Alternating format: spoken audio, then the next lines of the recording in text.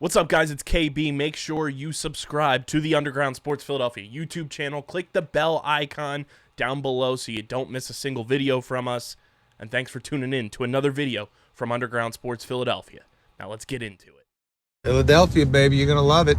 Best sports fans in the world. Actually, the worst, but that's what makes them the best. What is going on, everybody? Welcome into episode number 708 of Underground Sports Philadelphia, presented by the City of Vineland. It's your boy KB coming at you from Underground Studios, and joining me by way of Indiana, the Hoosier with the most Philadelphia ball knowledge known to man, the champion of Indiana Philly sports fandom, Harrison Krementz. Harry the K. Welcome back, brother. We are back. Let's have a fun week. We had a fun weekend last weekend. We're gonna have another fun weekend coming up. So we got some good stuff to talk about.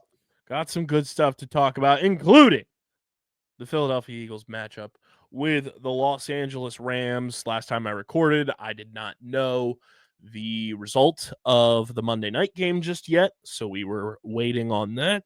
We now know the opponent. We now know some very interesting intel about what the Rams' approach to this week is, which I don't know a whole lot about ball knowing to that degree, but something tells me they're a little underprepared there. We're going to get into all that, of course, and we are also going to get into the NFL playoffs, a little Flyers talk. I told you guys on the last episode we were going to say the Cutter talk, or I should say the Billy talk for this episode with Harrison on the episode. We'll talk a little 76ers because, ladies and gentlemen, we have a funeral to attend, and the Philadelphia Wings are in the news because guess what? Don't look now. The Philadelphia Wings, they're in second place in the National Lacrosse League, and they're playing a little Monday night lax at the Wells Fargo Center, plus a little more of the newly announced stadium talk too. I wanted to get Harrison's thoughts on that as well, with that all coming into fruition, because I still don't know. I'm still trying to figure out who I can reach out to get more information on this, because that whole process was just a weird Sunday news dump of all things. Oh yeah. But we'll get into all that and more. But before we get into all that, make sure you guys are following us on the socials at Underground PHI on Twitter, Instagram, TikTok for now. Question mark? Threads. We're on Blue Sky. We're on every social platform, Facebook, LinkedIn. We're on everything. Follow us everywhere. You can subscribe to the pod on Apple and Spotify. We hope you are. Leave us a 5-star review. It goes a long way for helping this show continue to grow, helps more people find Underground Sports Philadelphia and our entire network of shows, which includes Harrison featured on 3 of those shows, me featured on 4 of those shows. It features DJ, Stephen McAvoy, Benny Pirro, our guy Mark Kramer, Casey and Owen, Christian, of course, and a whole cast of characters as well. Subscribe to the pods. Apple, Spotify, and subscribe to the Underground Sports Philadelphia YouTube channel, youtube.com/@Underground Sports Philadelphia. As of this moment of recording, we are a measly 9 subscribers away from 900. 9 away. Can we get to 900 subscribers before the Eagles and Rams kick off at 3 p.m. Eastern time on Sunday? Let's make that happen. Let's get to 900 there, and then let's get to 1,000 before the podcast anniversary on February 7th, 2025. Let's make that happen. YouTube.com/@Underground Sports Philadelphia. Leave a like on the video. Drop a comment in the comment section. Click that bell icon so you know whenever new videos go live. And just be a friend, tell a friend. Share the pod on YouTube with your people. And guess what? The podcast is playlisted as a podcast for all of our shows on the YouTube channel. So if you want to watch it as a playlist, it's available to do so in the podcast tab on our YouTube channel.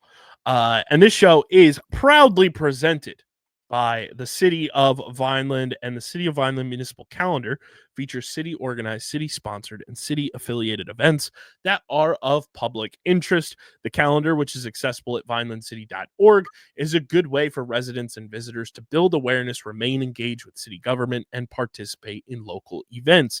You can also follow the City of Vineland on their social media via Facebook, Instagram, LinkedIn, and YouTube.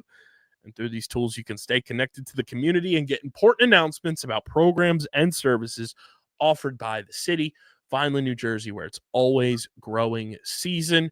And big thank you to Security 21 Security Systems and Paul J. Gillespie Incorporated for their continued support of this podcast.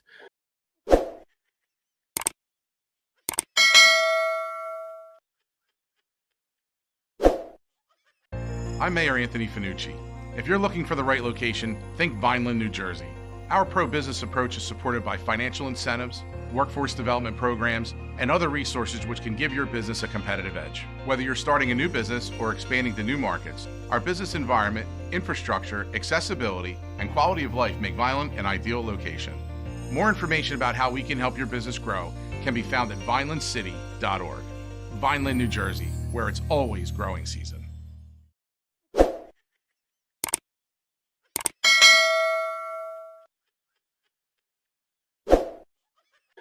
Ladies and gentlemen, boys and girls, it's midweek of another playoff week for the Philadelphia Eagles as they get set to take on the Los Angeles Rams in round 2, the divisional round of the NFC portion of the NFL playoffs.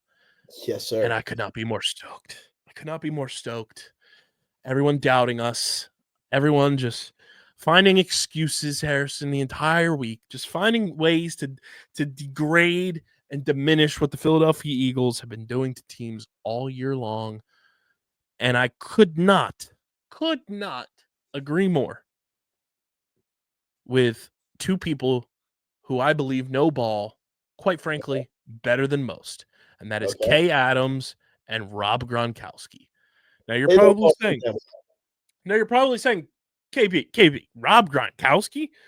Yes, I happen to find Rob Gronkowski phenomenal in the analyst role, both on a desk show, on his podcasts, and when he makes podcast guest appearances, like he did on the Up and Adams show with Kay Adams this week. They brought up the most come to Jesus moment for every NFL fan, Harrison. All right. Kay Adams brought up on her show, why are we overlooking the Philadelphia Eagles as a team who can just win it all? Why do we continue to overlook it? And she brings that up to Gronk, and she says, not we as in her and Gronk, but we as the general populace. Mm-hmm. Why do we just continue to overlook the Eagles as a team who has what it takes to win the whole damn thing? And Gronk brings up the most intelligent, fascinating point that we've been trying to convey on this show, that a lot of smart, independent Philly creators have been trying to bring up, and nobody wants to listen. What is it? Rob Gronkowski says, the Detroit Lions, they're a formidable team. They're a very good team, well-coached team. 100% agree. No disrespect towards the Lions from us here at Underground. No. He says the Detroit Lions are really well-liked, from Dan Campbell to Jared Goff to their running back. Like, they're a likable team. It's Detroit. They haven't won anything ever. It's one of those feel-good stories to get behind. The Philadelphia Eagles, a lot of people don't like the Philadelphia Eagles.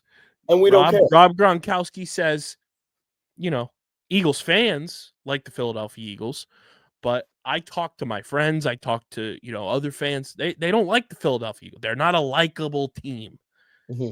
And so you have these talking heads bringing up moving the goalpost type of discussions week in, week out, day in and day out on these shows, trying to diminish what the Eagles do for the simple fact that they don't like the Philadelphia Eagles.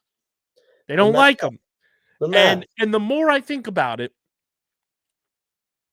the more that bozo, that clown, that absolute slapstick asshat doofus, Chase Daniel,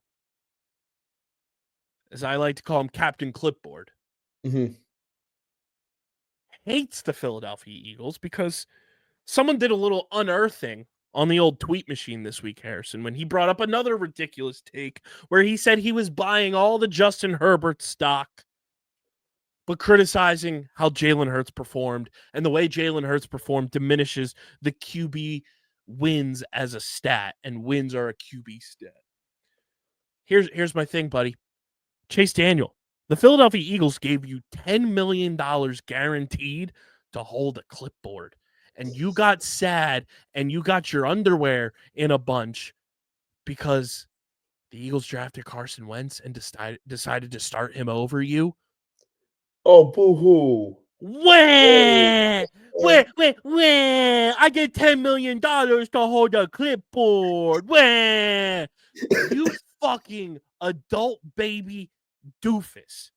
The whole reason you see Chase Daniel have this whole vendetta against Jalen Hurts and against the Philadelphia Eagles is simply because he was promised something at the beginning, and then the Eagles lucked their way into the number 2 overall pick in 2016, and then Chase Daniel lost out on opportunities to start. But guess what, you absolute dickhead? You got $10 million to hold a goddamn clipboard. Can I hold some of that money that you got paid, or did you already blow through that? Like, what are we doing here? I can't stand Chase Daniel. He's an absolute moron. And anybody who continues to just like aggregately share what he talks about on that dumbass FS1 show, you're a fucking clown. Fuck Chase Daniel. That guy, he's like, God, what's that bum's name? Who, Orlando Scandrick. It's like Orlando Scandrick. Terrible. Like just two all dudes that to say, Kay Adams and Gronk, they know ball. Yeah. And it's telling too this week when you have the likes of Tom Brady and Peyton Manning and Teddy Bruschi and all of these highly decorated, highly talented former NFL players, Hall of Fame level players who say Jalen Hurts is that dude. But you have all these fucking loser backups, career backups talking about how Jalen Hurts stinks. I think I'd rather get my NFL knowledge and advice and just like talking points and hear what former NFL players have to say from the likes of Tom Brady, Peyton Manning, and Teddy Bruschi rather than James Jones and Chase Daniel and Emmanuel Acho and Greg Jennings and all of that. Yeah, fuck those doofuses. Absolutely agree. There are just so many better people who are saying that the Eagles are legit. Most importantly, this show, subscribe to Underground Sports Philadelphia. Absolutely. Than the people who are detracting from them. Yep. And as you said, I would much rather listen to Tom Brady and Peyton Manning talk about how they think Jalen Hurts is that guy versus some dude who spent time just riding the bench instead of actually stepping foot on the field and winning games.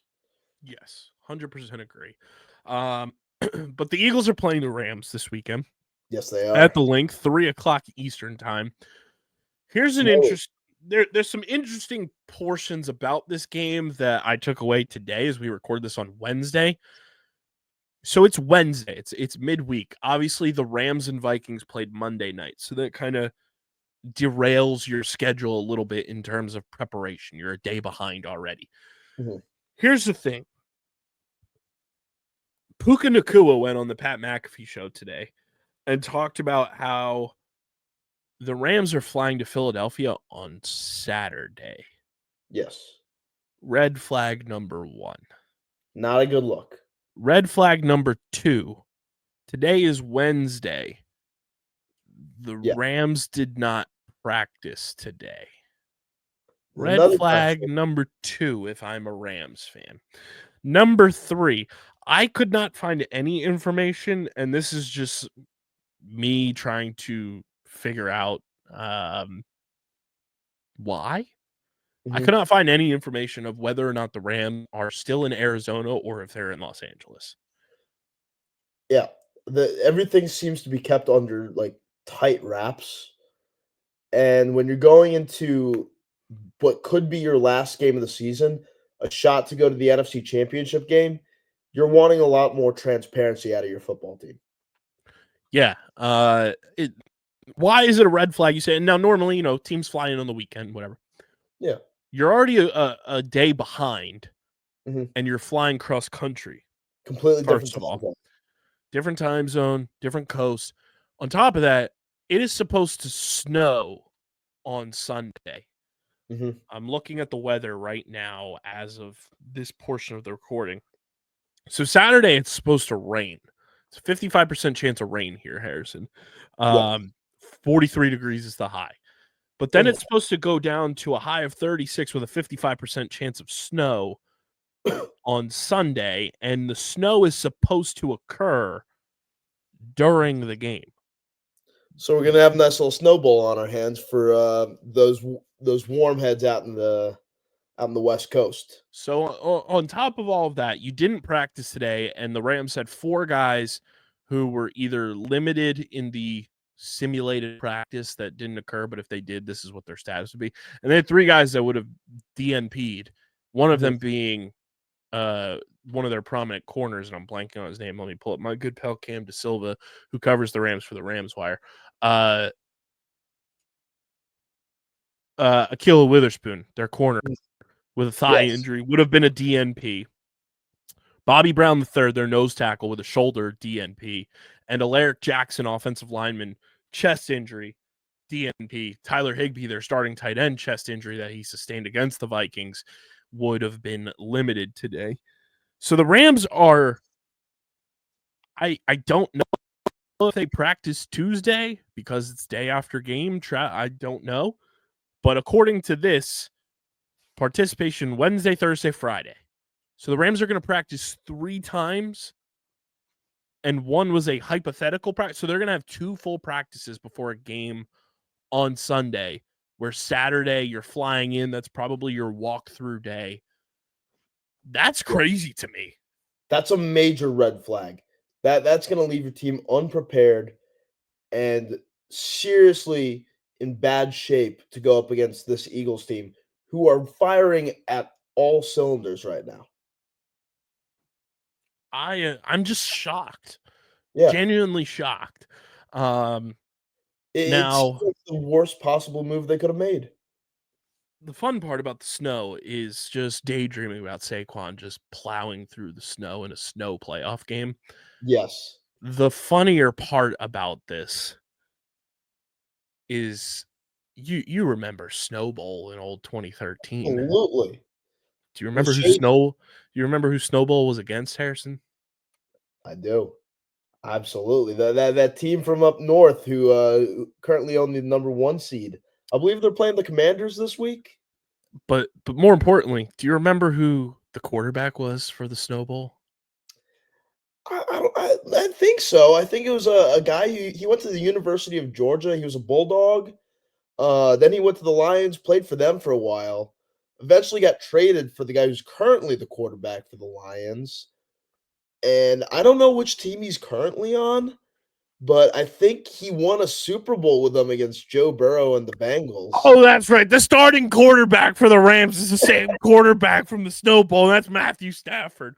Oh, how the turn stays the same. It doesn't table. It stays the same. Matthew The Stafford turntables are static. walking into the snow, walking in a winter wonderland there, Matthew. How you doing? And the ironic part is this Snow Bowl, we got a bunch of hungry Georgia Bulldogs on the other side ready to take you down again. Here's my thing with the Rams.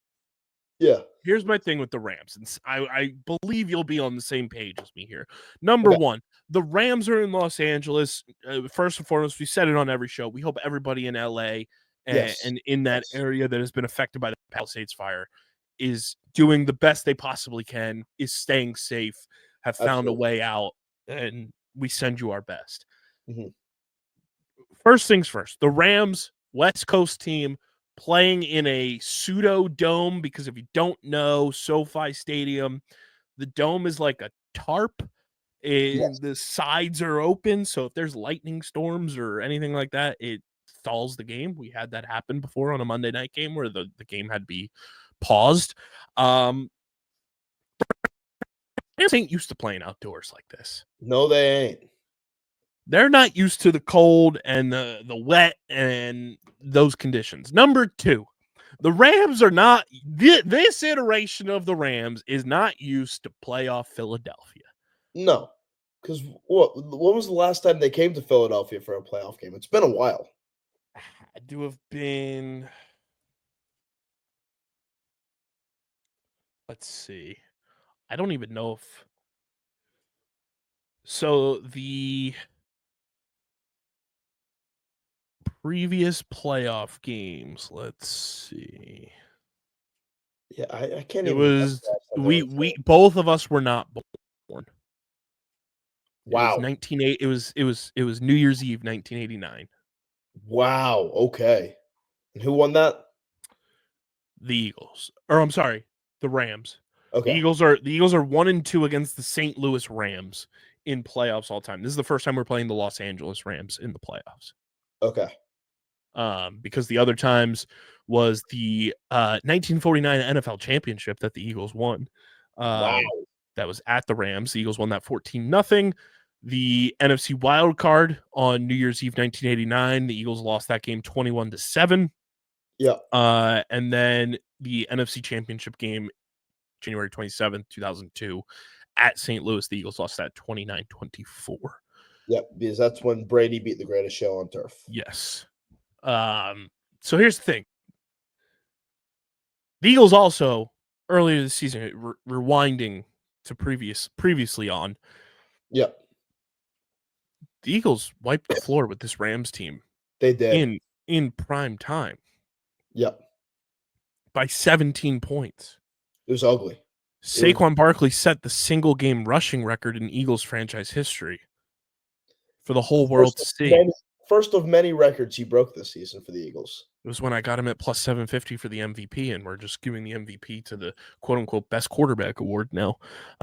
That's what I'll be referring to the NFL MVP, by the way, until further notice. The NFL MVP award is now the BQA award on this. Yep. It's the BQA. It's the best quarterback award. Or MPQ, most popular quarterback. That too. Yeah. BQA, MPQ, however you want to decipher it. That's what it'll be referred to on the show until further notice. Unless, by the grace of the football gods, Saquon Barkley wins, and then I cash my plus 758 Saquon Barkley MVP ticket, and Saquon Barkley is rightfully awarded the MVP because he became the 9th player in NFL history to rush for 2,000 plus yards. And when he gave the award to Adrian Peterson in 2012, when he did not break Eric Dickerson's record, how do you not give it to Saquon Barkley when he just joined the 2K club? Anyway, what's that? You know why? It's because of the thing we were talking about earlier. Everybody hates Philadelphia, so they're not going to get them because of that. Yep. So yeah, the other thing, I don't know if you remembered this because I genuinely forgot that at that point when we played the Rams earlier this year, the Eagles won that game without Devontae Smith in the lineup. Yep. Nor Jordan Mailata, I believe, right? Jordan Mailata was also out for that game. Yes. So we're fully healthy. We're at home. We've got something to prove this week. And not only do we have something to prove, Jalen Hurts definitely has something to prove because it wasn't the greatest game in the world he had, but he did. But he did enough to win. He did what he needed to do. And that's what he said this week. He said that in his press conference today as we record this on Thursday. Quote here, Jalen Hurts asked about his last performance and getting into a rhythm early. Quote, I think you guys need to understand I don't play the game for anything other than to win. My role and approaching each game will be different. Ultimately, it's about winning the game. It's playoff football. Thank fucking Christ, Jalen said this. Because I swear to God, dude, I swear, we're watching the NFL playoffs and these jamoke-ass motherfuckers think we're watching BCS-era college football, that you need to win playoff games with style points. No, you win the game. Seeing these fucking Twitter polls and Instagram polls, do the Eagles still have to prove stuff? And is it enough for the Eagles to just win? Yes, it's enough for the Eagles to just win in the playoffs. That's all you have to do in the playoffs. Just win. What do you mean? Sake. What do you mean? Is it enough for the Eagles to just win? Isn't the point? Oh, it's week by week now. You play to win the game. Oh, the quote. The quote is you play to win the game. Everybody just needs to get offline for like 3 weeks and understand that playoff football is playing to win every single week. We I need to don't get it. defund local radio stations. And by local, I mean the ones that are the third largest market in America radio stations. Yeah. Not and the dumb and we need to cut the phone lines of all the dumbasses Yes. who Someone call needs to go into these places and snip those goddamn phone lines because I'm so Yes. tired of Chuck and Mount Airy being propped up as this fucking messiah of Philly sports fandom. That guy is a fucking loser. I hope he understands he is a loser. You are known for calling into a radio station, my guy. That is your claim to fame. Your claim to fame is being able to punch in numbers on a phone. That's what you're known for. You are a loser. You're a low life. You call into radio shows every goddamn day. Every goddamn show. I'm tired of the platform that these radio stations are giving to these lunatic, loser ass motherfuckers who claim to be fans. I don't give a fuck if you've watched the Eagles, the Phillies, the Flyers, the Sixers, the Union, the Wings, the Water Dogs for however long. If you call into sports radio to every show, every day, on the daily, you need to get a life. Chuck and Mount Airy sucks. Those people who call into radio stations like that need to be put into institutions. Yeah. And at this point, are you really a fan of the team? No, they're not. They're a fan of being propped up as these micro celebrities that these radio stations have given them the ability to do because they can't create their own content. So they decide to have these losers create the content for them. Yeah. It's pathetic. Oh, It's I had to get that off my chest because Jalen Hurts did everything he needed to do to win. Guys, it doesn't matter if AJ Brown is reading an inspirational book, which is now the #1 best-selling book on Amazon and is up like 52 million% in sales. Go read all of those new reviews and everything. It doesn't matter if AJ gets one catch for 10 yards. It doesn't matter if Saquon Barkley rushes for 119 yards and no touchdowns and slides so that we win the game. I just want to win. Yeah. That's all you got to do. I don't give a fuck how they do it. I don't care if the score, like Saquon Barkley said, I don't care if it's 3-0. I don't give a fuck. We're playing to win. Yeah. That's all it's about. That's what it's about. Like, I don't know what switch got flipped in Philadelphia sports fandom. And this is not everyone. These are just the loser jamokes who have no lives and need to figure it out quickly. But I don't know when this switch flipped for Philly sports fans that like style points is necessary when it comes to wins. You know what I think it was? And as much as I love the play, I think it was when the Philly special happened and we won the Super Bowl because all of a sudden people were like, all right, we got one now. Now I am content with dying without seeing another Super Bowl. I'm like, people genuinely got content with that. And no, the goal should be getting Super Bowls year after year after year. We want a goddamn dynasty here. It's insane to me that like you think you need to win a certain way for it to be acceptable. No, just win the fucking game. Isn't one of the biggest quotes from one of the biggest movies about Philadelphia?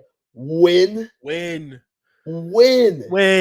Just win the goddamn game. God's sake. Drives me insane. Bunch But anywho, of bozos. The Eagles, they're fully healthy for the most part. Yep. Outside of Nakobe Dean, unfortunately, who was lost for the season and probably for the beginning of next season with that patellar tendon injury. We send our best wishes and a safe recovery to him. 100%. The Eagles did sign Nicholas Morrow, and the amount of people who were freaking out about that, being like, "What are we doing?" It's like, no, that's a smart move because one, you get him away from the Buffalo Bills. Yes. Number two, it's a guy who knows this defense. Yes. And knows the guys on this defense. Mm-hmm. And he's not going to start. He's just depth. You have guys moving up the depth chart. Like this Sunday, it's not going to surprise anyone if we see a mixture of Jeremiah Trotter Jr. and Oren Burks playing in the spot where Nakobe typically plays, but you need guys behind him. Morrow's just depth on special teams. He's depth, at linebacker if need be. He's not being brought in here as a starter. Now, Nicholas Morrow had moments where they'd want to pull your hair out last year, but he also had moments that were pretty solid. And overall, I think it's a smart move by the Eagles to get somebody you're familiar with to be brought into the building. Absolutely. It just makes sense to have someone in the depth chart who already knows the playbook for the most part, works with the guys pretty well, and will only see the field if another worst case scenario incident happens, which, knock on wood, won't. 100%. And I think looking at what the Eagles do well, run the ball, play amazing defense. Yep. They have an advantage over the Rams. And now this Rams team is not the same Rams team that we saw when we first played them. They're playing much better defense. They're healthier. But at the end of the day, there's always a reason why Vegas believes certain things as well. Now, I'm not saying this is my whole belief in why the Eagles are going to win, but I do find it fascinating that the opening line for this game, Harrison, and still is the line, is the Eagles are 6-point favorites in this game. Jesus. 6-point favorites? 6-point favorites at home against this Rams team that Dan Orlovsky said nobody wants to see the Rams in the playoffs. Is that the biggest spread of the divisional round? I believe it's the second largest. Behind the Chiefs? No, it's third largest. Chiefs are 8.5-point favorites over the Texans.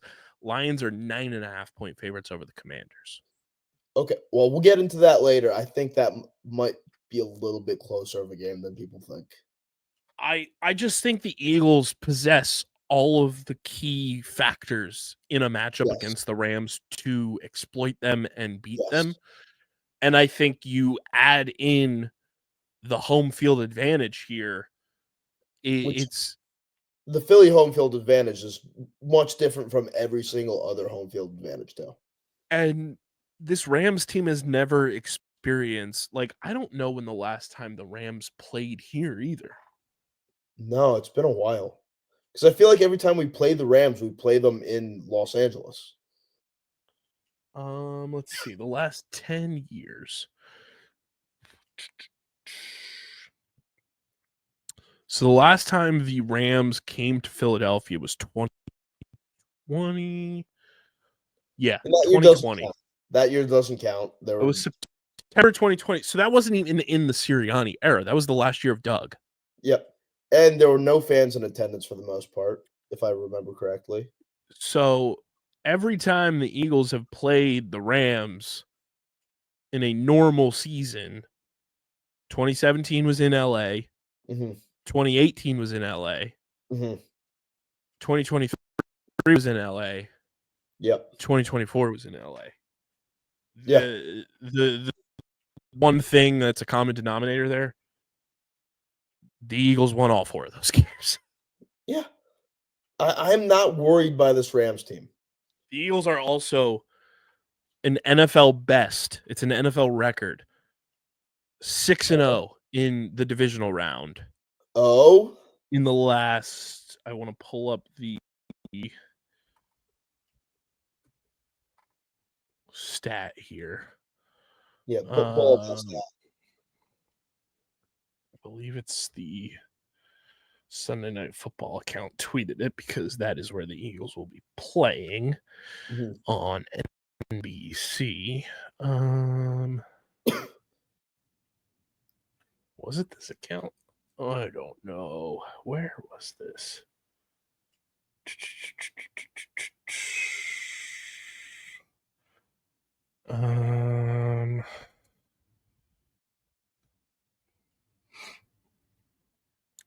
Here it is. So in team history, the Eagles are 6-0 at home in the divisional round.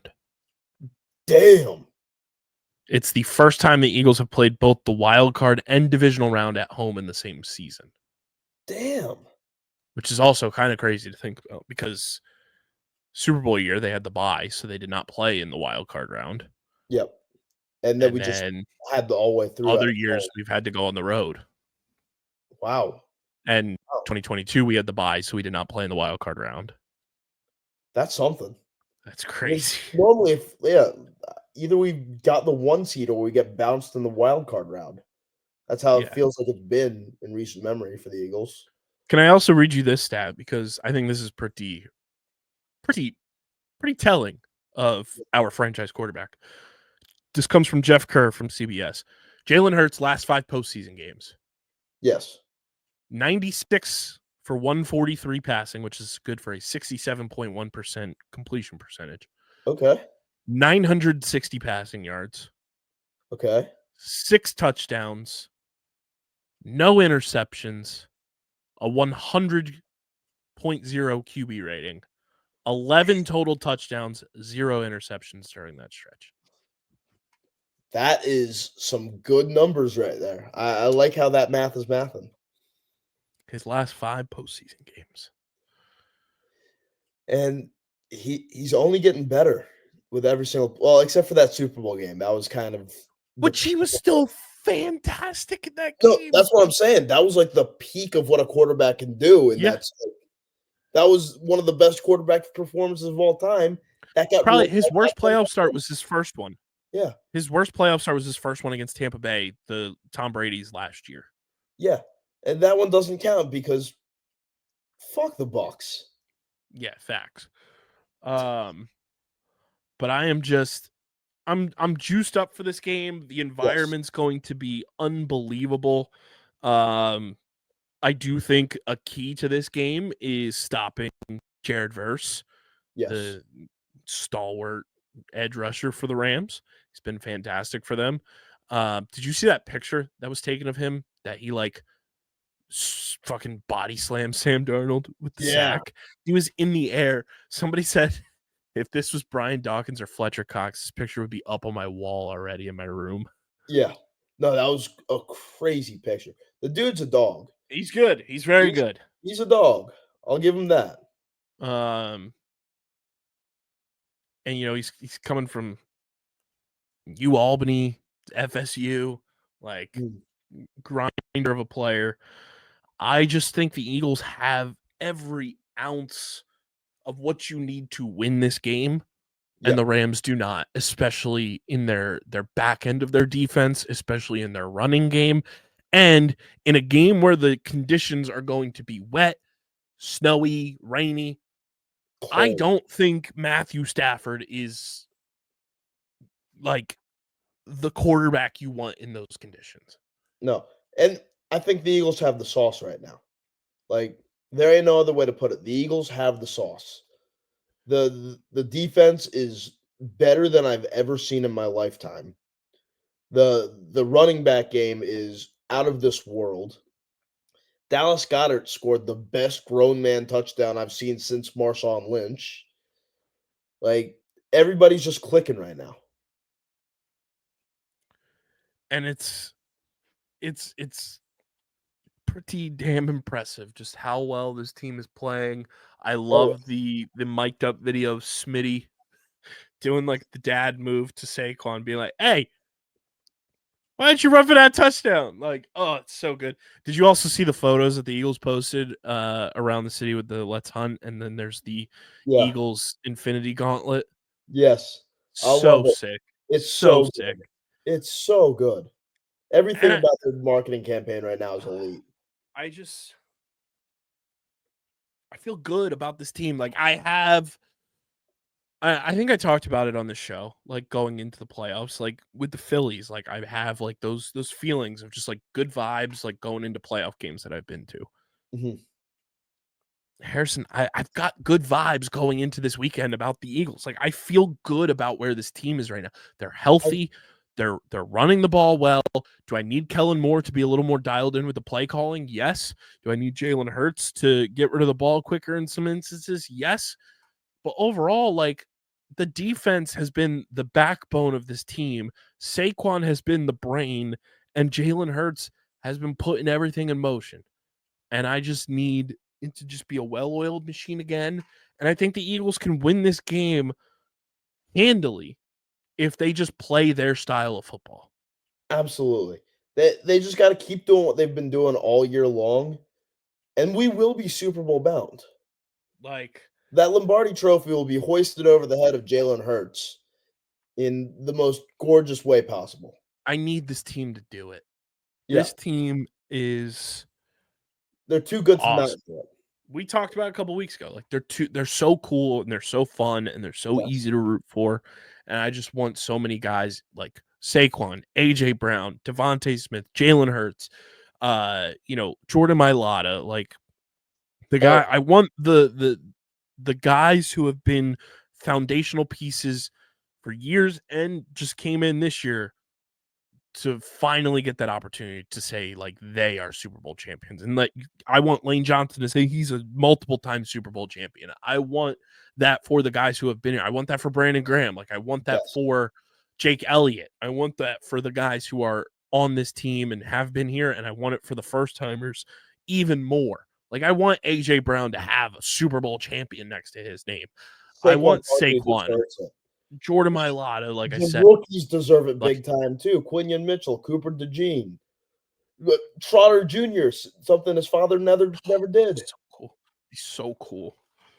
It'd be It's amazing. just I need it. I need this team to just do the damn thing. And if they play their brand of football in snowy, rainy, wet conditions, where I think this team can thrive, and we have seen them thrive in the past, Yes, they should win this game. handily. Is it Sunday yet? I've never been more excited for a Sunday. I know. Never in my life. And There's been a couple Sundays I've been more excited for, but like I am ready for Sunday. So I'm going to be working on Sunday, and I can't wait to just be like the biggest Philly guy in the bar that day, just screaming my head off, like pouring up drinks while keeping my head on a swivel to keep an eye on the score. It's going to be great. I'm so excited.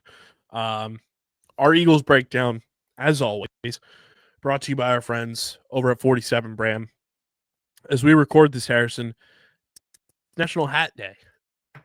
One of my favorite holidays of the year. Rocking my 47 Brand hat.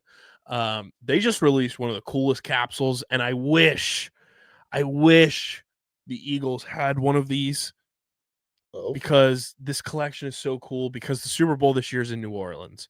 Yeah, they are doing a capsule of NFL past champs with the vintage look of those Super Bowls that were won in New Orleans. The shirts are so cool. They're so cool. What I'm hearing is we're going to have one of them after this year. Yeah, like I hate the 49ers, obviously, but this 49ers shirt has a fucking prawn like on it, cartoonified with like lobsters and lemons and corn, like a seafood boil. And like even the Chiefs one is cool. It's the vintage like Chiefs helmet. The Steelers, it's a Mardi Gras football. Like the Ravens, it's in like a snow globe. Like they're so cool. They're so cool. Like if you're a vintage like sports fan and like that look, like even the Bears one is so cool. It's badass. Go check that out. Check out all the hats and everything that they have available. We love 47 Brand hats here. They have a whole capsule for your playoff teams as well. The unfinished business capsule with so many awesome hats for every single team that's still in the playoffs. The Eagles gear is just second to none. Like across the board, their Eagles gear is amazing. Use our link in the description and get free shipping on all orders when you shop with our friends at 47 Brand. Join the 47 family today. They have a vintage like Super Bowl 52 shirt too on their website that I have been meaning to pull the trigger on for quite some time now because it's just badass and I need it. But 47 Brand, we love them so much. They are truly the best. Use our link in the description. Shop a 47 brand and join the 47 family today and get free shipping when you use our link that is in the description of the podcast. Harrison, ready to go around the NFL, brother? Let's do it. Around the NFL we go. We've got 3 other games going on this weekend in the divisional round, the Elite Eight of the NFL. Texans Chiefs in the stereotypical Texans time slot, 4:30 Eastern on Saturday. Commanders Lions at 8 Eastern on Saturday in Detroit. Rams Eagles on Sunday at 3, and then Ravens Bills 6:30 Eastern on Sunday. Let's start Texans Chiefs. Do the Texans have enough to pull the upset of the century over the Devil Magic Chiefs? You know, I'm going to be a little bit crazy here. I'm going to say yes. I think they have what it takes. First of all, think about the optics. You never beat the same team 3 times in an NFL season. Chiefs have beaten them twice.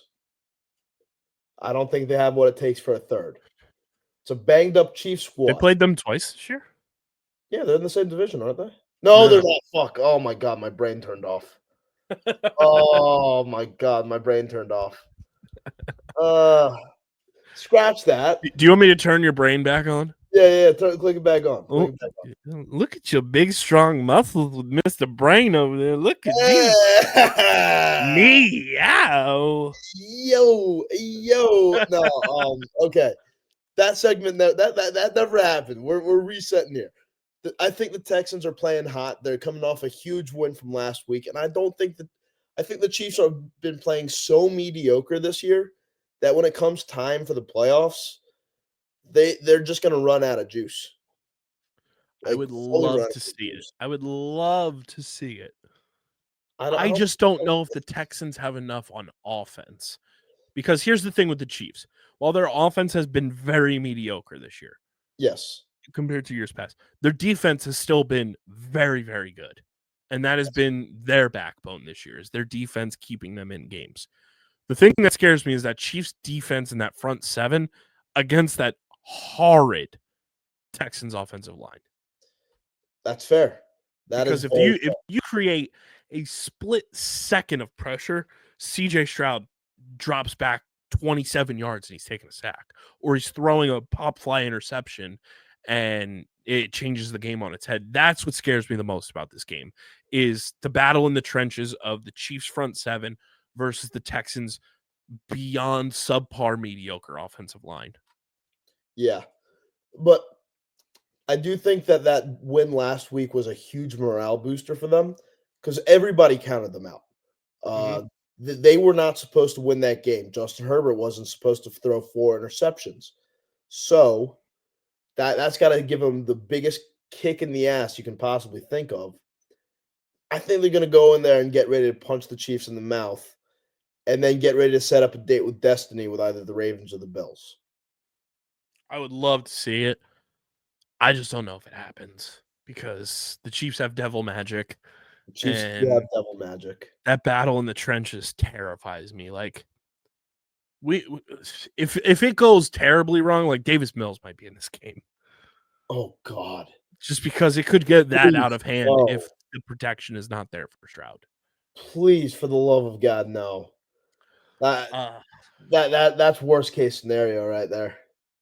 But the Texans have the defense to make the Chiefs look like shit like they have all year. But it's just the offense that scares me for the Texans. Now, if they had Diggs and Tank Dell, we're talking a whole different story here. But if they had any semblance of an offensive line. Yeah. This offseason, they got to go draft. They got to do something, work the free agent market. Is you cannot let Stroud die behind this line again. That's the reason the sophomore slump happened. Yeah. The Lions host the Commanders at 8 Eastern on Saturday. Now, I think that's going to be a damn close game. Here's my take, everybody. And here's how you all should approach this game as well. You never root for a division rival to win, especially in the playoffs. So I am not rooting for the Washington Commanders to win a game. whatsoever because fuck them. Yes. But if they so happen to pull out another one of their devil magic wins, because for whatever reason, they've also got devil magic on their side, I'm not going to complain, because then if the Eagles do what we all think they're capable of doing, do what they should do, the Eagles will be hosting the NFC Championship game against a division rival who has reinvigorated lots and lots of hate for them. mm-hmm. Especially the way they tried to kill Jalen. And I can't think of a more pristine, beautiful arena to watch a rookie quarterback fold and crumble before the national public's eyes. Oh, yeah. Than a cold, dark, hostile Lincoln Financial Field in the NFC Championship game. Absolutely. It'd be a beautiful thing, too. Like, no shade towards Jaden Daniels. Kid's having a hell of a year. But you come into Philadelphia, one game away from the Super Bowl, the last home game of the 2024 season for your Philadelphia Eagles. You're dying behind that O-line there, buddy. I'm sorry. Nobody's protecting you. There ain't no way in hell you walk out safe. So, yeah. But we're not rooting for the Commanders. But if they happen to win, wouldn't be mad. So be it. And I think it's going to be a pretty close game, too. Like, the Commanders, as you said, they got that devil magic on their side. Which I hate. I hate that they have devil magic. Well, it's because they got rid of the devil and he imparted some of their his evil magic on them. That scumbag Dan Snyder. But yeah, replace him with scumbag Josh Harris. I'd rather have the devil on my team than Josh Harris. Yeah. Well, you know, he'd like that because he owns the New Jersey Devils. Oh, fuck you for that. Fuck you. Got me. He got me. Yeah, that game's gonna be crazy. Detroit's gonna be rocking. I love their fan base. I love their team. I do rock with the Lions. But, you know, when it comes time for the playoffs, ain't no team I'm rocking with apart from the Philadelphia Eagles. We already did our Eagles-Rams breakdown. The other game Sunday after the Eagles and Rams, Ravens-Bills. The Ravens are favored in this game right now. You see, it's on the road. This will be the game of the weekend. The Ravens are 1.5-point favorites in Buffalo. Now, does that hold up? I don't think it does. This game is going to be a bloodbath. Oh, I know. Dude, I'm so ready. It's going to be so fun. And imagine you're one of those two teams, Ravens or Bills. You have to be pulling for the Texans so goddamn hard. Oh, yeah. Because not only do you have postseason rivalry like status with the Chiefs, but the fact that if you win that game and the Texans pull off the upset, you're hosting the AFC Championship game. Oh, dude. This has got to go crazy. Buffalo's going to burn. It's going to be the game of the week. Mm-hmm. And I just love all the hate, too. I love all the hate that Squidward-looking Nick Wright said that Jalen Hurts is the worst quarterback remaining in the playoffs. I feed off of it. We thrive on negative energy. We're Philadelphia fans. Oh, I can't wait. And then it's on to championship games, and then the big one is February 9th, and I can't wait. Oh, I love it.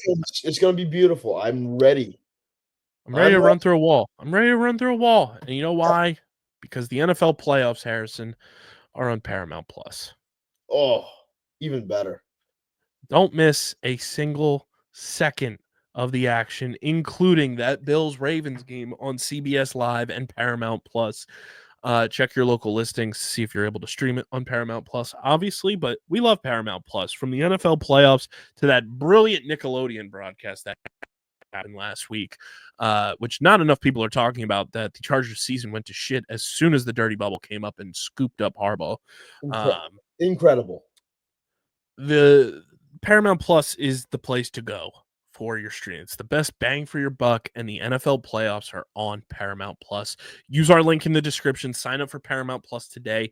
Try it for free. Sign up with our link for Paramount Plus, and don't miss a single second of the NFL playoffs, including Ravens Bills on Sunday and the AFC Championship game on Paramount Plus. Shall we talk a little Billy Gautier, Harrison? Let's talk about that kid, because I got some things to say. Our Flyers segment here, brought to you by Kenwood Beer, the official beer partner of Underground Sports Philadelphia. It's a refreshing light beer, just 4.1% ABV, 120 calories, just 8 grams of carbs. Go to kenwoodbeer.com. Use the Kenny Finder to see who's got Kenwood Beer on tap in the Philadelphia, Pittsburgh, Maryland, New Jersey, and Delaware areas. You can also find Kenwood Beer at your local liquor stores in those markets. Again, that's kenwoodbeer.com. Must be 21 or older to do so. And, of course, please drink responsibly. Since we last recorded, the Flyers dropped 4-1 to the Stars. They end up winning on Monday, 4-3 against Florida. And then they drop one in a shootout against the Blue Jackets on Tuesday, 3-2. But we didn't talk about it on the last episode because I wanted to wait for my good friend here to be present to talk about it. The Flyers 6-0 against the Anaheim Ducks. May I start the segment off with something real quick? The floor is yours, my friend. Jamie Drysdale's better. That's all. That's all. Jamie's better. First of all, that Philly crowd, you guys crushed it that night. That was the transition game was beautiful. From "We want Cutter." Fuck you, Cutter. Jamie's better. Oh, it was beautiful. Genuinely beautiful. And then on top of that, did you see our sweet baby boy's Instagram caption? No, I didn't. What'd he say? What'd he say? Our sweet baby boy, Matvei Michkov, tweeted a photo of him after he scored. Flyers crowd behind him. Caption, "What a night." Yes, it wasn't. Which is a troll of Cutter Gautier's tweet when he got drafted by the Flyers. Yes. That was captioned, "What a night." Listen, okay. So this scumbag. Michkov is so clinically online. He's one of us. He's one of us. He's absolutely one of us. This scumbag Cutter Gauthier gets drafted by us. I don't mean to cut you off. Billy. On this show, we either refer to him as William or Billy. Billy. That's his real name. That's his real name, everybody. You don't get nickname privilege. No. When you do what he has done. This scumbag Billy gets drafted by us, which is the Flyers are one of those historic teams. Like you want to get drafted by a team like the Philadelphia Flyers because you know there's a history there. This dumbass Billy gets drafted by us, and he grows up a Penguins fan. All right, whatever. You can grow up supporting whatever team, but once you become a professional, fandom goes out the window in that kind of sense. Like, you can always be happy to go to a city to play your favorite team when you were a kid. That's perfectly fine. But you don't not sign with a team because you hated them as a child growing up. That is some Bush League garbage. And then you get out there and you play like just the worst hockey I've ever seen in my life. He Horrible, stinks. horrible player. Danny Briere fleeced the fuck out of that organization. And on top of that, Gritty with the ultimate in-arena bit. Yes. And the dog walked up to lemonade stand. Hey! Have any grapes? No grapes here. Go back home, Ducks. So Casey and Owen brought this up, and I have it ready to be clipped on Underground Circuit, which go subscribe to the Underground Circuit as well. I want to play a little trivia with you and see if you know the answer to this. All right. So, number one, do you know when the Duck song was uploaded to YouTube? Oh, God. That was like early days of YouTube. It's like Internet 1.0, YouTube 1.0. I'm going to say 2007, Very close. 2008. It was uploaded 15 years ago, 2010. Wow. Okay. Yeah. Can you guess how many views the original Duck song has on YouTube?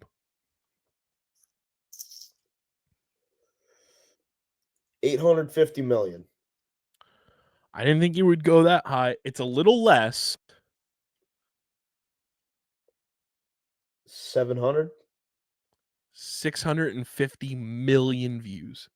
Okay, that checks out. I mean, that 650 million views damn. in Yeah, but 15 years. That So makes sense to me. Like, they that's one of the OG YouTube videos. Like, that's one we all grew up with. So yeah, that checks. that's 43.3K. Is my math correct? 43,000 views per year. Yeah, I think so. I'm no good at math. Math is hard. Let's see. Math is hard. 650 million divided by 15 Yes. is, we do a comma there, comma there. Sorry, it's 43 million views per year. Wow. All right. That's something. That's crazy. Yeah, because comma there. And then comma there. Carry the 5. Yep, 43,333,333. God damn. From Dude, that one, was all me and my friends in like elementary, early middle school would just like walk around talking like. Okay, OG Mount Rushmore like YouTube 1.0 videos. Okay, Duck Song, Correct. Charlie the Unicorn. Yes. I was very young, so don't hate me for this. Fred. Okay. No, take Fred off there. Take Fred off there. I got to think of some better ones. So we got Charlie the Unicorn. We got Smosh, early days Smosh, and then Office Linebacker. That what's his name? That ad. That was one I used to go to all the time on YouTube. The Office Linebacker. What am I forgetting? But Charlie the Unicorn. Oh, Llamas and Hats. Yeah. Llamas and Hats. Oh man, there. Oh no, I have mine ready. I have mine. Duck Song. Duck Song. Charlie the Unicorn. Yep. Harry Potter Puppet Pals. Oh, dude, yes. Oh my god, how did I forget about that? And This one's like, it's very niche. I don't know if it's necessarily YouTube 1.0. Let me see when this was uploaded because this will answer my question.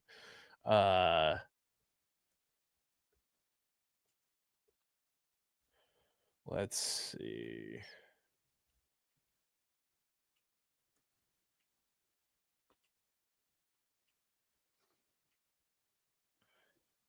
Because I don't know if this video is YouTube 1.0 or not. No, it is. It is. It's 2007. Yeah, the swordsman video where it's like the stick figures, and he says, "I challenge you to a game of Smash Bros." Yeah. Okay. And it progressively gets crazier. It's like no items, Fox only, Yeah. Final Destination. And then it just gets more insane, but everything ends with Final Destination. Yes. That's like YouTube 1.0 for me. That was God, uploaded 17 years ago. That's crazy. I miss that era of YouTube so bad. Charlie bit my finger. Charlie bit my finger. Chocolate Rain. Sneezing Panda. Oh my gosh, there's so much. There's so many. YouTube 1.0 fucking rules. Yeah. Leave And us a now also- voicemail. Leave us a voicemail. Speakpipe.com/Underground Sports Philadelphia. Tell us your favorite YouTube 1.0 video. And I think what we will have to do, Harrison, you and I will do a reaction video present day to YouTube 1.0 videos. Yes. Yes. Need Perfect. it. Need it. Speakpipe.com/Underground Sports Philadelphia. Leave us a voicemail with your YouTube 1.0 videos, and we'll do a reaction video present day to those YouTube 1.0 videos. Also, before we keep it pushing with Billy and the Flyers and where they currently are, Christian brought this point up, this content idea up to me, and I figured what better way than to field it on the pod to Harrison. So it's trivia to a degree. It's like twisted trivia where Christian would be the game master for any time we do this. And we get a collection of anybody that works at the company.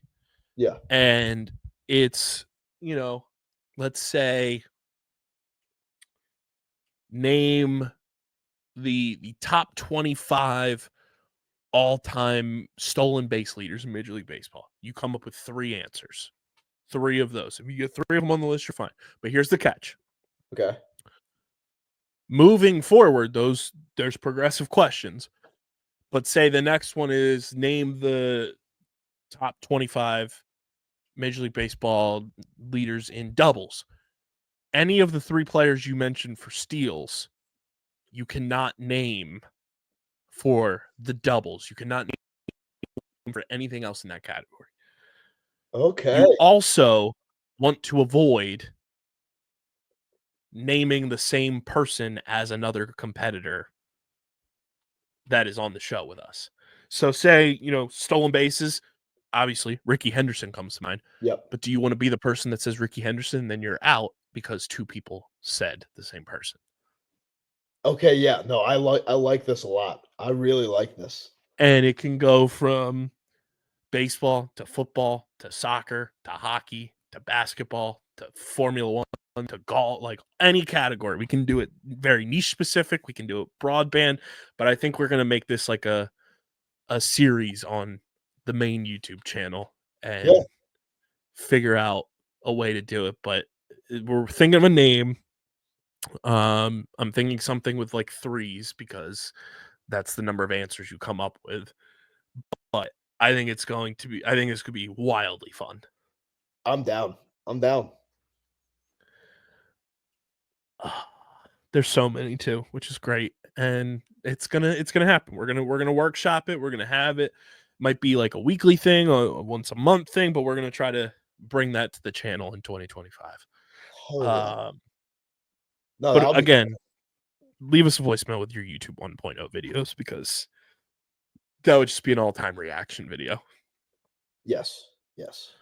How are we feeling about the Flyers right now, though, in terms of where they are, how they're competing? Right now they're 4 points off a top 4 spot in the Met. Yeah. I'm going to keep saying what I've been saying all year long. As long as you can see the development of the team, I am happy with how we're done. And I can see the development.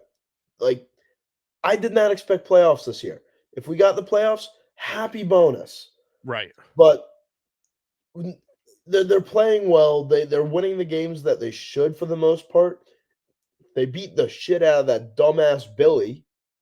Billy! No, that's all I really like. We're hitting the things that I really wanted to this year. So, yes, this has been a success so far. I mean, the rest of January, Thursday, as you guys are listening to this, they're at the Islanders. Saturday, they're at the Devils. Tuesday, the 21st, they're home against the Red Wings. Thursday, the 23rd, they're at the Rangers. Friday, the 24th, they're at the Islanders. 27th of January, they're home to the Devils. Wednesday, the 29th, they're at the Devils.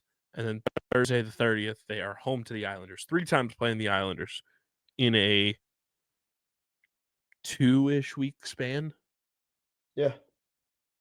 I mean, and on top of that, the Rangers in there who stink. Which is beautiful. 3 times against the Devils, who are beatable. Yep. Like, yes, the Devils have 57 points, but they're a beatable team. Like, I think they're a bit of a red herring type of team right now. Yep.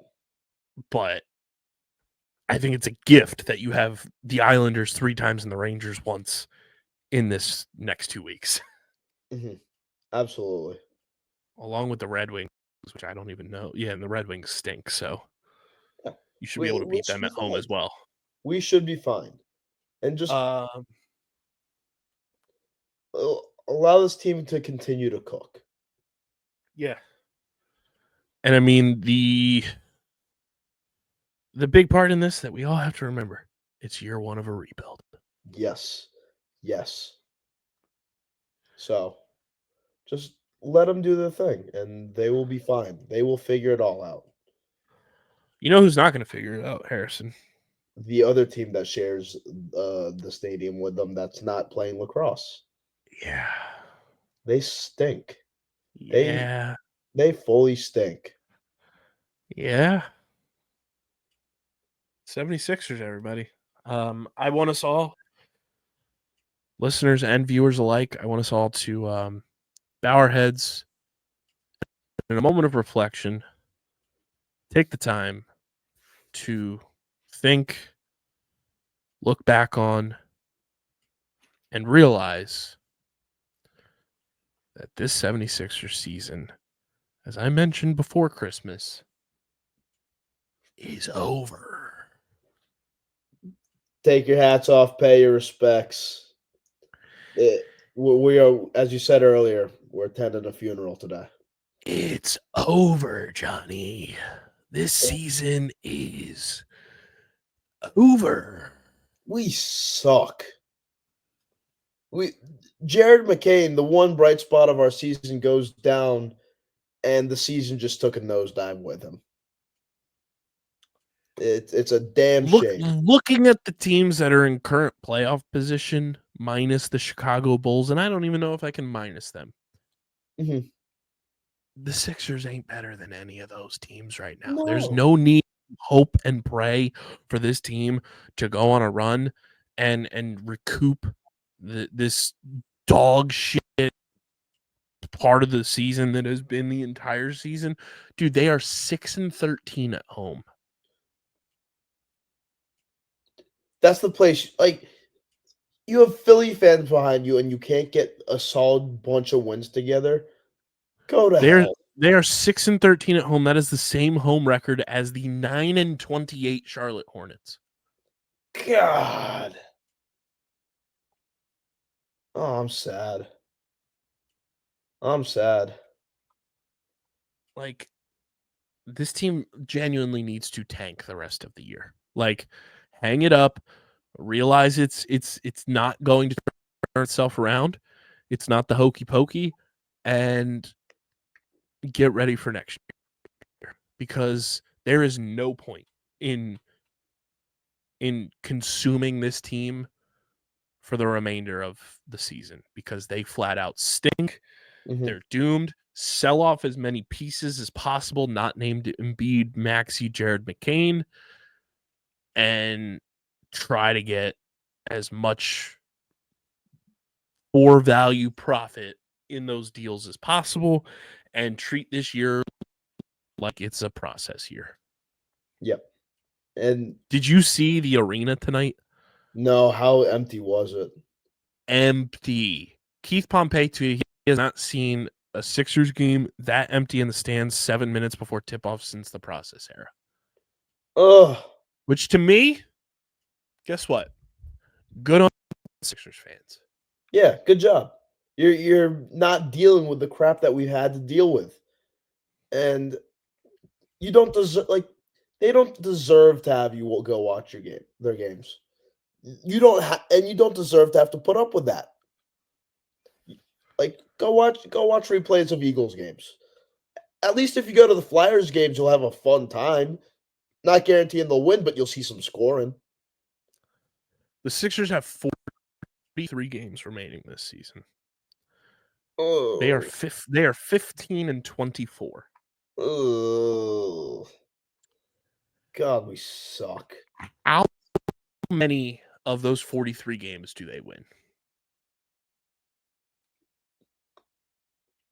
17.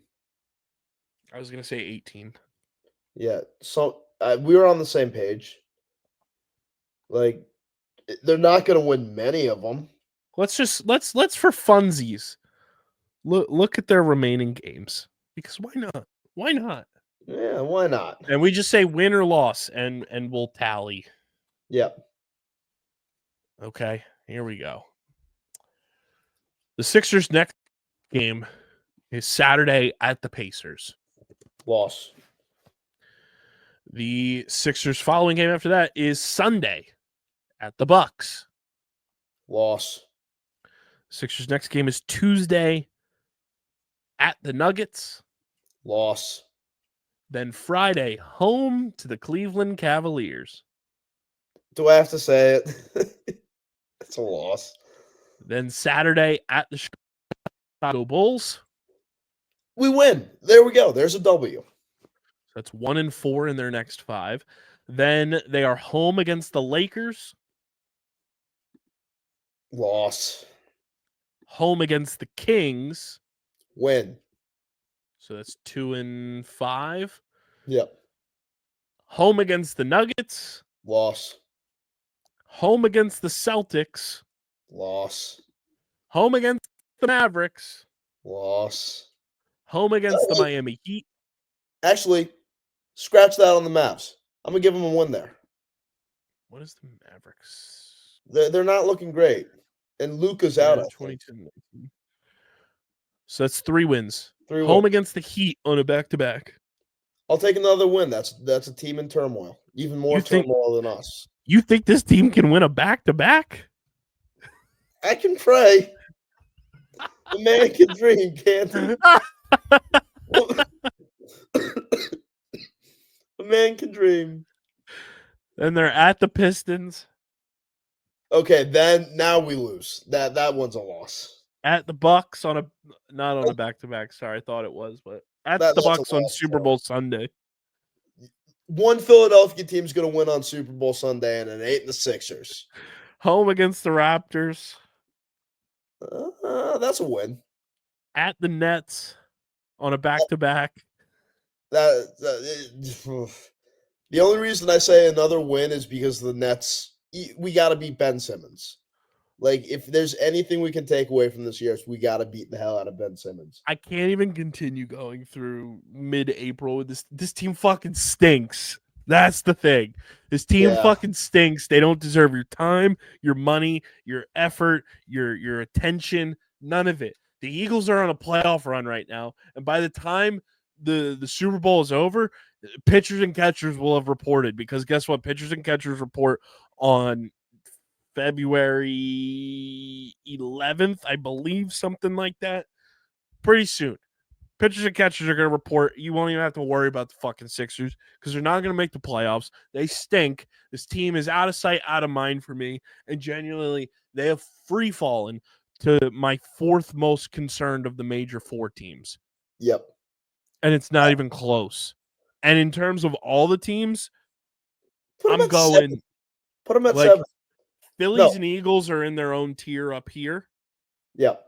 Right now, real close. Like Phillies and Eagles are S tier. Real close in the A tier is the Philadelphia Wings. Yep. In the B tier, because it's the off season, and I have some concerns about coaching, but I digress. The Water Dogs. Yep. B tier as well, Philadelphia Flyers. Yep. C tier, but like teetering C and D is the Philadelphia Union. Yeah. And then there's 10,000 pounds of dog shit. And by dog shit, I mean that two-legged walking Franklin's dog shit. Yep. Bring back and then the basketball team. Bring back hip hop. That's how we're gonna save this season. I have more genuine interest in the fucking Phantoms getting into Twitter beef from the official account with another team. Yeah. And they were tweeting like they were on their personal accounts than I do about the basketball team. Yeah. Because at least that's entertaining.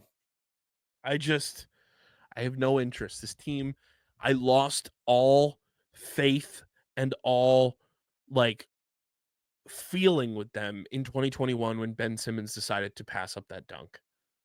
They can't hurt me anymore. I'm numb to them.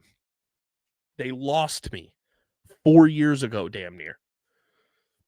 Yeah. You like I just can't get worked up about the Sixers anymore. It's not worth your mental health. They are not. It's over. Okay. It's so over. We've never been more down. You know it's not over. Our pals at FOCO. They are way up. Way up. Way up. FOCO. Guys, I know the Sixers are down. You can check out all the Sixers gear that they have, but you know what else you can check out? The amazing Eagles gear that they have. Because Harrison, I was shopping around some places that license out FOCO gear. They had some Eagles short talls on display today at the old store I was shopping at. I was like, ooh, might have to cop a pair of these. I am genuinely so close to pulling trig on the velour tracksuit. Gotta look like Dom. I need to. I'm shifting into Big Dom mode. FOCO is truly the best. All officially licensed merchandise, apparel, collectibles for your favorite NFL, MLB, NBA, NHL, college, WWE, all of it. It's all officially licensed. Our friends at FOCO are the best. Use our link in the description. Shop everything FOCO has to offer, and upgrade your collectibles, your apparel, your merchandise, and of course, go Birds. Get your Sixers gear, your Phillies, Flyers, Union, all of it. All officially licensed, and we thank FOCO for being a proud partner of the podcast. Little tidbit here: the Wings, they were supposed to play on Sunday. They're in second place in the National Lacrosse League. How you doing? Keep it moving. They are one of the best teams in the league. My good pal Adam Levy, friend of OTB, tweeted that a two-time NLL champion said that he believes the NLL finals this year, Harrison, is going to be the two-time defending champion Buffalo Bandits against our Philadelphia Wings, which I would like to see it. The Wings are playing on Monday night.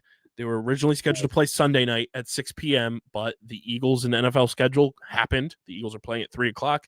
Logistically, does not make sense for the Wings to have a game 3 hours later when the Wells Fargo Center parking lot is a major parking lot for tailgating and parking for Eagles games.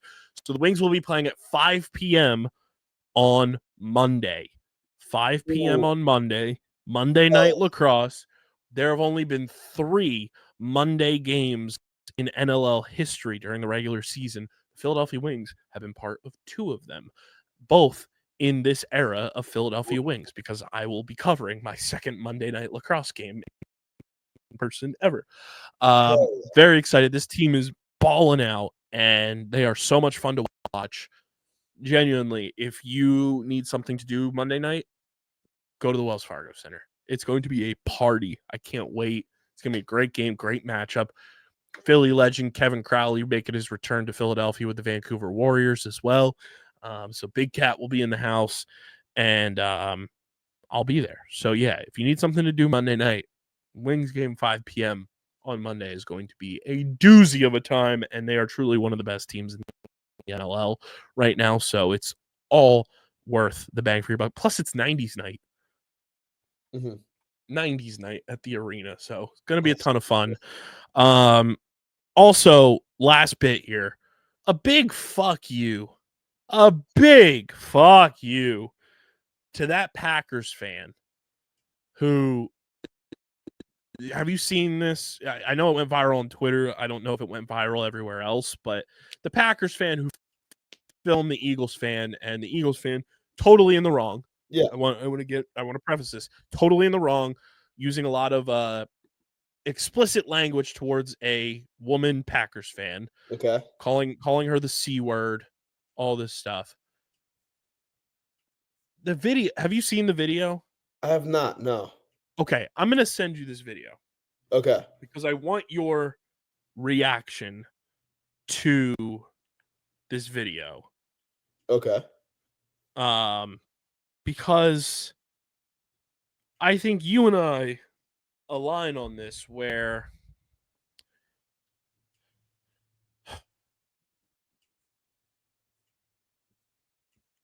I'm not standing around and letting somebody call my girlfriend, my significant other, whatever it may be, the C word. Yeah. Now, no, absolutely not. Eagles fan who did this, very much in the wrong. This guy has been doxxed. He's been fired by his employer. Yeah.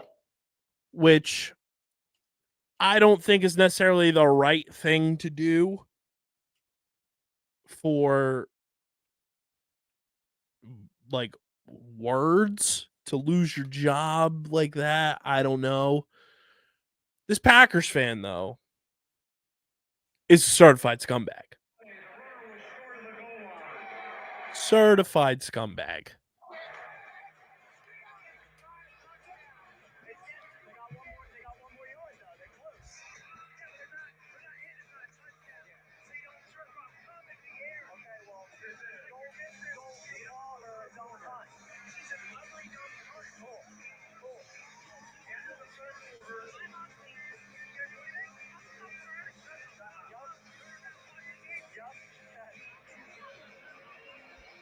Now, Okay, Harrison, yeah. Harrison, if that were occurring, Yeah. your significant other, your lady, would you let that just happen? Fuck no. First of all, I'm not taking my goddamn phone out and recording it. Here's I'm the putting thing, a stop to it. I'm gonna do you one better. It wasn't a phone, motherfucker.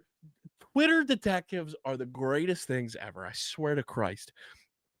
That guy, a selfie of him with his lady taken outside the link. This motherfucker had a whole fucking, like, GoPro apparatus chest cam on him. Oh, that's some loser shit. Knew what he was doing. This motherfucker had a GoFundMe set up to send him to Packers games on the road because he's a Packers content creator. And people found his old tweets of him using the F slur for the LGBTQ community on Twitter across the board multiple times. Like, yeah, okay. Eagles fan, totally in the wrong. Eagles fan, totally wrong. Should Eagles fan have lost his job, though, for that? I don't think so.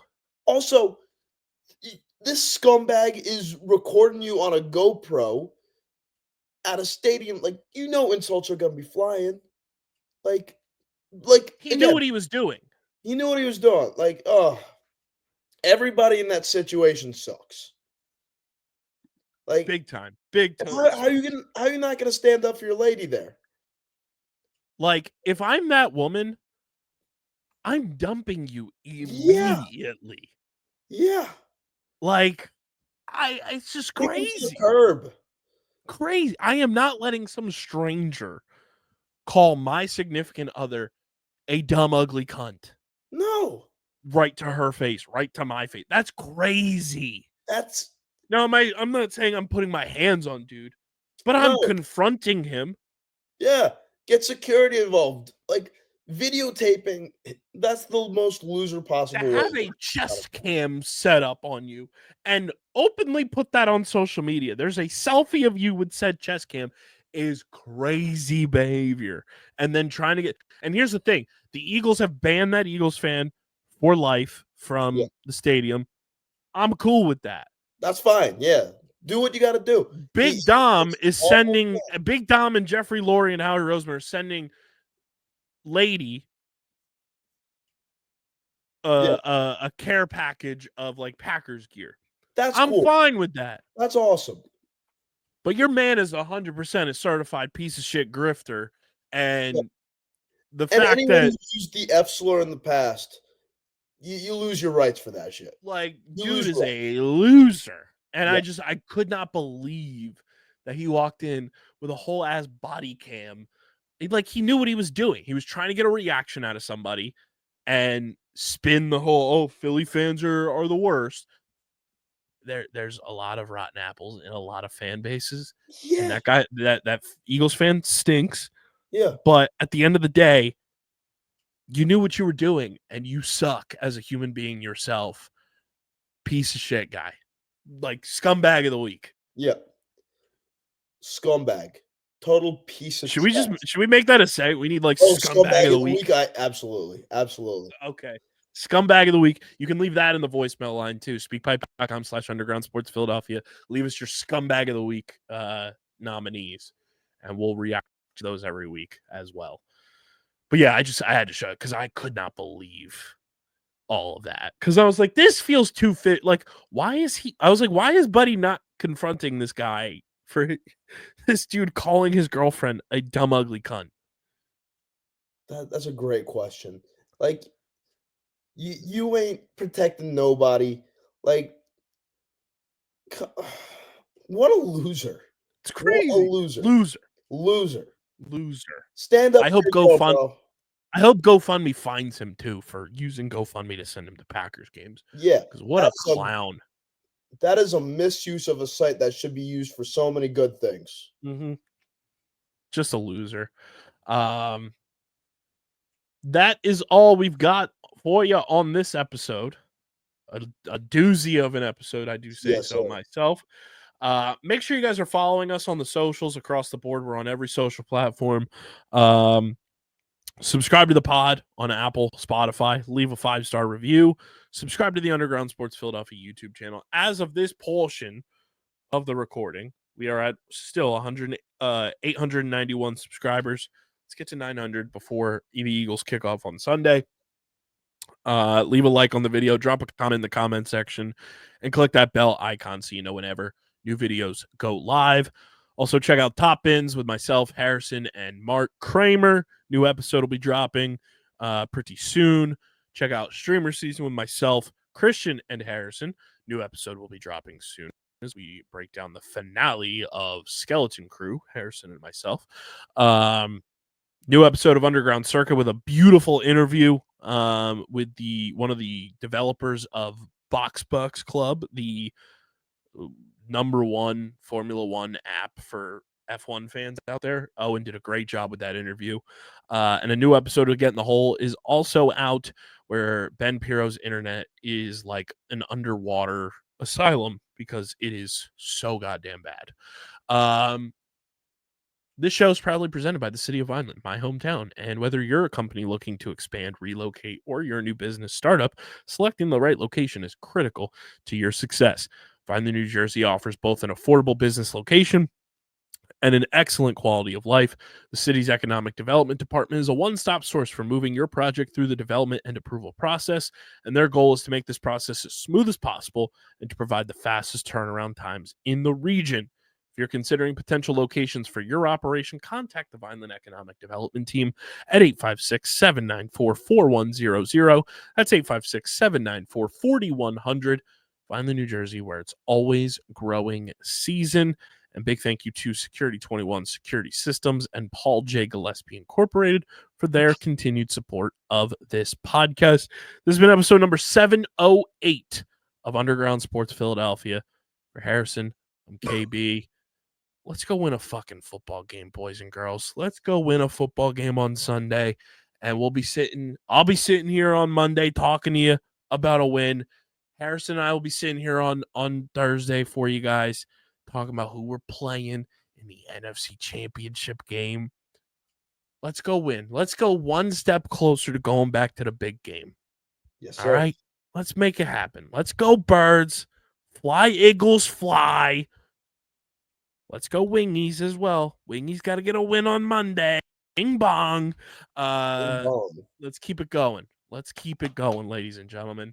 For Harrison, I'm KB. We'll catch you on Monday. I will. Breaking down, hopefully, a phenomenal Eagles win. Gearing you up for a Wings Monday night lacrosse game and whatever the hell else comes across the docket. But until then, we're getting the heck up out of here, and we're signing off. And as they always say, go Birds! Yes, sir.